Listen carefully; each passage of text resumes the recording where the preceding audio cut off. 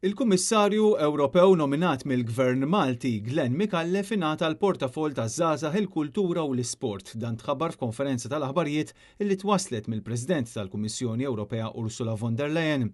Fil-formazzjoni ta' din il-Kummissjoni Ewropea l-ġdida, Ursula von der Leyen inkludiet kummissarju dedikat speċifikament għall-Mediterran, għalkemm dan il-portafol ma ingħatax lil Glenn Mikallef illi ġie nominat minn Robert Abela minflok Chris Fern. Ir-responsabbiltà tar-Reġjun tal-Mediterran se taqa' f'idejn il-Kummissarju Kroata Dubravka Šuica. Fil-preżentazzjoni n-nominat tal-Gvern Malti ġie ppreżentat l-aħħar wieħed. Ursula von der Leyen insistiet illi fil-formazzjoni tat-tim tagħha imxiet skont il-kompetenzi tal-individwi. Din se tkun it-tieni kummissjoni mmexxija minn von der Leyen.